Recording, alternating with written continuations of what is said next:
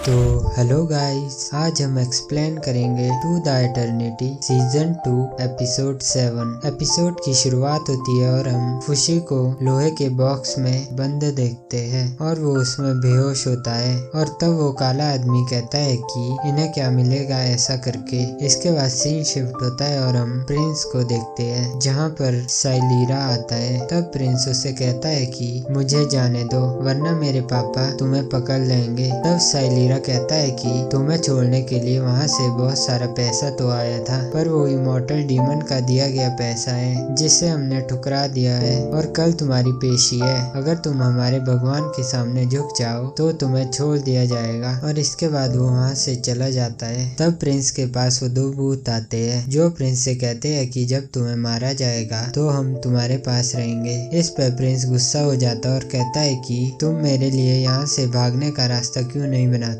जिस पे वो दो भूत कहते हैं कि हमें ऊंचाई से डर लगता है, इसीलिए हम यहाँ से कहीं नहीं जाएंगे। तब प्रिंस जोर से चिल्लाता है और अपनी मम्मी पापा को हेल्प के लिए बुलाता है। तब उस प्रिंस के पीछे एक छोटा बच्चा होता है। वो उसे कहता है कि थोड़ा आराम से बात करो। तो प्रिंस कहता है कि तुम यहाँ पूरे टाइम से बैठे थे और तुम्हारा नाम क्या है। तब वो अपना नाम चाबो बताता है और चाबो बताता है कि मुझे ब्रेड चुराने के लिए यहाँ पर डाला गया है। तब हमें चाबो के बगल में उसकी मरी हुई माँ दिखाई जाती है। तो प्रिंस कहता है कि तुम्हारे बगल में ये कौन है, क्या ये तुम्हारी मॉम है। तो चाबो कहता है कि तुम क्या बात कर रहे हो, मेरी मॉम मुझे छोड़कर कहीं चली गई है। तब प्रिंस कहता है कि मुझे माफ करना बच्चे, तुम्हारी मॉम शायद जिंदा नहीं है। तब वो बच्चा खड़ा उठता है और प्रिंस को थप्पड़ मारता है और कहता है कि मेरी मॉम अभी मरी नहीं है। तब प्रिंस कहता है कि तुम्हारी हिम्मत कैसे हुई मुझे एक औरत के सामने थप्पड़ मारने की। तो दूसरे सेल से आयरिस कहती है कि प्रिंस आपको एक लड़के के सामने उसकी मॉम के बारे में ऐसा कहने की आवश्यकता नहीं थी। इसके बाद प्रिंस बैठ जाता है और पास्ट के बारे में सोचने लगता है। इसके बाद हमें अगली सुबह दिखाया जाता है जहाँ पर कर्च ऑफ बेनेट्स के लोग प्रिंस के पास आते हैं और उससे कहते हैं कि पहली कार्रवाई शुरू होती है और तुम जो भी कहोगे सच कहोगे। तब वो प्रिंस से कहते हैं कि तुमने फुशी को कैसे पकड़ा और तुम्हारी मदद इसमें किसने की। तो प्रिंस कहता है कि तुम उन्हें आत्मा बुला सकते हो। तब उनमें से एक कहता है कि तुम उन आत्माओं पर विश्वास क्यों करते हो, क्या तुम्हें नहीं लगता वो शैतान के लिए काम करते हैं। तो प्रिंस कहता है कि शायद नहीं, वो सब अच्छी स्पिरिट है। और तब वो आदमी पूछता है कि वो कैसे दिखते हैं। तो प्रिंस कहता है कि मरने से पहले जैसे वो थे अभी भी वैसे ही दिखते हैं। इसके बाद वो सब वहाँ से चले जाते हैं और कुछ देर बाद आयरिस प्रिंस को कहती है कि सब लोगों को लगता था कि आप पागल हो, पर आप सचमुच मरे हुए लोगों को देख सकते हो। तो प्रिंस कहता है कि हाँ। तब उन्हें कुछ खाना दिया जाता है जिसे देखकर प्रिंस और वो सब खुश हो जाते हैं। खाने के बाद प्रिंस गुस्से में कहता है कि ये मेरे लिए काफी नहीं है क्योंकि मैं बच्चा नहीं हूँ। और तब वो बच्चा और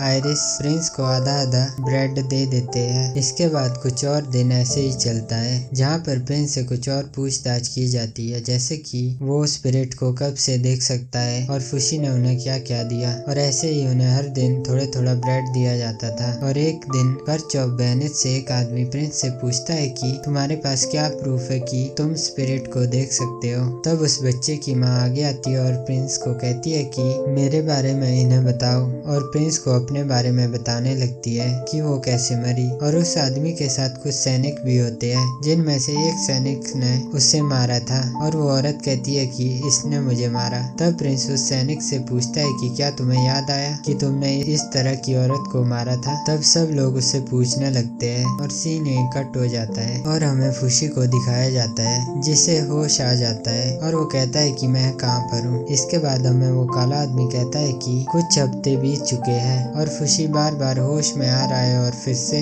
बेहोश हो रहा है और वो केवल 2 बार सांस लेकर बेहोश हो रहा है और फिर से 6 मिनट बाद जाग रहा है। इसके बाद हमें प्रिंस को दिखाया जाता है जिसके सेल को नीचे नदी की तरफ रस्सी से गिराया जा रहा होता है जिससे वो सब डर जाते हैं क्योंकि नदी में नीचे मगरमच्छ होते हैं। तब प्रिंस अपने सेल को तोड़ने लगता है। इतने में ही वो रस्सी वापस ऊपर खींच ली जाती है जिससे वो राहत की सांस ले लेते हैं और फिर से शाम को उनको खाने के लिए ब्रेड दिए जाते हैं। तब प्रिंस साइलीरा को आवाज लगाता है और कहता है कि आयरिस और चाबो को मुझसे पहले जाने दो। तब साइलीरा कहता है कि पहले प्रूव करो कि तुम्हें भगवान ने वरदान दिया है तब प्रिंस कहता है कि मैं यहाँ रहकर कैसे प्रूव कर सकता हूँ। इतने में चाबो बेहोश हो जाता है। तब वो साइलीरा को कहता है कि चाबो बेहोश हो चुका है, मुझे दवाइयाँ दो। तो साइलीरा कहता है कि जब तुम्हें भगवान माफ कर देंगे तब बच्चा ठीक हो जाएगा। इसके बाद हमें फुशी को दिखाया जाता है। तब वो काला आदमी कहता है कि फुशी को लावा ने टच किया था,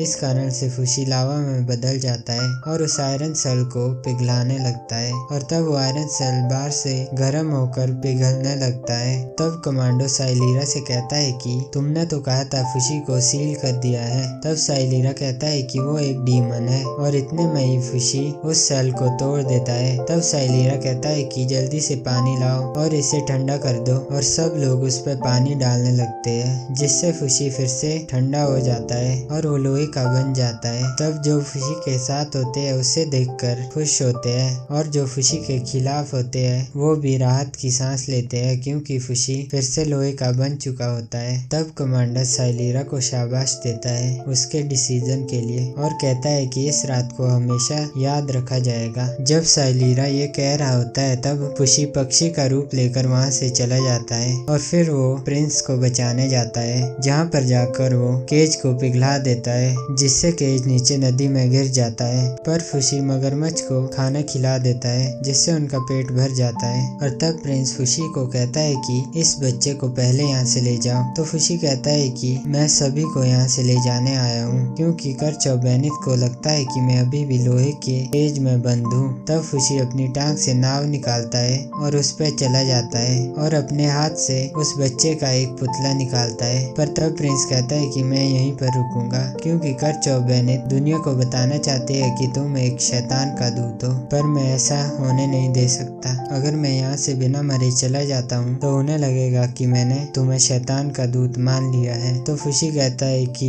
क्या तुम इसमें खुश हो? तो प्रिंस कहता है कि हाँ, मैं यही चाहता हूँ। इसके बाद उसका केज ऊपर जाने लगता है। तब प्रिंस फुशी को कहता है कि आयरिस को भी अपने साथ ले जाओ और उसे कहना कि मुझे माफ करना क्योंकि मैंने सही डिसीजन नहीं लिया। इसके बाद फुशी, आयरिस और चाबो वहाँ से नाव पर चले जाते हैं। तब प्रिंस पीछे से उन भूतों को कहता है कि मैं फुशी को एक बात बताना तो भूल गया। तो भूत कहते हैं कि क्या? तो प्रिंस मन में सोचता है कि फुशी अब एक अच्छी संगति में है, उसे मेरी और जरूरत नहीं है। इसके बाद जब करचौबेनित को पता चलता है तब वो प्रिंस से पूछते हैं कि यहाँ पर क्या हुआ। 2 लोग मारे गए और केज भी टूट चुका है। तब प्रिंस कहता है कि एक शैतान आया और उनकी आत्मा को ले गया और मैं बच गया क्योंकि मेरे साथ भगवान है। तब साइलीरा कहता है कि तुम्हारी ये हिम्मत। और प्रिंस कहता है कि अब मैं सच बताता हूँ, एक शैतान आया और उसने मुझे सबको एक संदेश देने के लिए कहा। तब मैंने कहा मैं एक डीमन की बात क्यों मानूं। तब उसने आयरिस और चाबो में से उनकी आत्माओं को बाहर खींच लिया। तब उनमें से एक आदमी पूछता है कि शैतान कैसा दिख रहा था। तब प्रिंस कहता है कि उसके पीछे पंख थे और उसकी चमड़ी बैंगनी कलर की थी और वो बहुत डरावना था। तब साइलीरा डरते डरते कहता है कि उसका संदेश क्या था। तो प्रिंस कहता है कि तुम्हारी जरूरत कैसे हुई मेरे आदमी को लोहे के बॉक्स में बंद करने की। ये बस आखिरी बार था, अगर तुमने दोबारा ऐसा किया तो मैं तुम्हें मार डालूंगा। तब दूसरा आदमी कहता है कि प्रिंस तुमने मान लिया फुशी एक डीमन है। तो प्रिंस हाँ कहता है और तुम अब करचौबेनित के भगवान पर विश्वास करते हो, जिस पर प्रिंस ना कर देता है और कहता है कि मैं फुशी से प्यार करता हूँ। तब साइलीरा जोर जोर से हंसने लगता है। इसके बाद प्रिंस को बांध कर कहीं पर ले जाया जा रहा होता है। तब प्रिंस सोचने लगता है कि मैंने मेरा काम कर दिया है, मैंने फुशी को बचा लिया। और तब वो 2 भूत कहते हैं कि तुमने फुशी के लिए झूठ बोला